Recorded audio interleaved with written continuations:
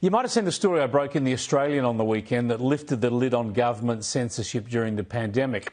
It was a follow-on from the revelations Liberal Senator Alex Antic had uncovered earlier in the year, where he revealed secret government censorship started by the Coalition, continued under Labor, getting the digital giants to pull down pandemic posts that they didn't like. Well, last week, Senator Antic managed to get the details of those posts, some of which I shared in the paper on the weekend. And the point is that many of these were accurate posts, not pushing misinformation, but the truth about vaccines, about pointing out that they don't stop infection or transmission, and the truth about how the virus probably originated from the Wuhan laboratory, and also reasonable arguments against government lockdown and mask policies that many experts declared ineffective. It's just a disgrace that your tax dollars, more than $1 million of them, were paid to an overseas media agency to identify these posts, and the government then asked them to be taken down, denying you access to accurate information and reasonable debate. Let me bring in Senator Alex Antic, joining us live from Adelaide. Good to talk to you, Alex. You've been through these 4,000 posts now. What stands out about the detail of what our government was trying to have censored?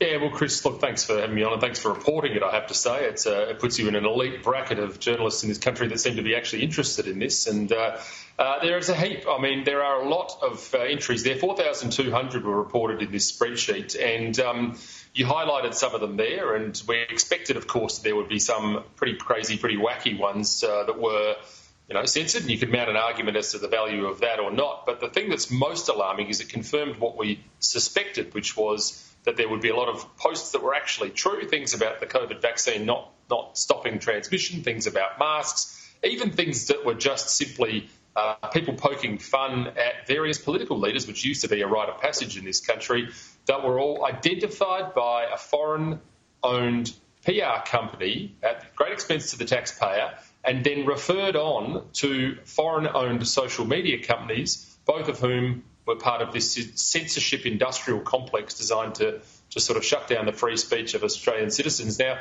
I find this utterly appalling and entirely alarming, particularly when you look at the spectre of this combating misinformation and disinformation bill that's designed to provide a new code for ACMA and to provide the government really with a codified legislated version of what we saw during the COVID pandemic. Australians need to wake up to this pretty quickly, and we need the journalistic class as well to start reporting on this so that Aussies know what's going on.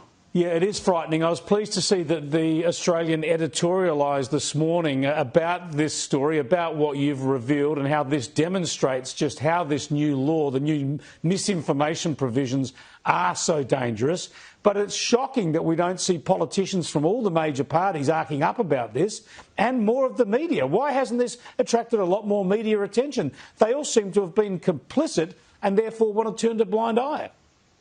Yeah, well, look, Chris, I think there's a lot of media outlets that are still licking their wounds from having been consistently wrong over the COVID period and consistently unable to pick out the flaws with some of the things that happened. I mean, the mandated vaccination policy, the mask policy, the lockdown policies that inhabited this country over those 2 to 3 years were in many cases championed by media outlets. And, certainly that is true of the political class as well. I think we've now got many that are doing almost like that meme of Homer Simpson backing into the hedge that you'd see occasionally floating around on Twitter. Yes, but indeed. The reality is we don't forget, and we know who was their champion. I've got to pay credit to you and your reporting over the course of this journey. You were certainly front and centre on this, and that's why it's important that journalists continue to do that task, which is reported as it is not just simply be a small piece in the censorship industrial complex that started to evolve in this country.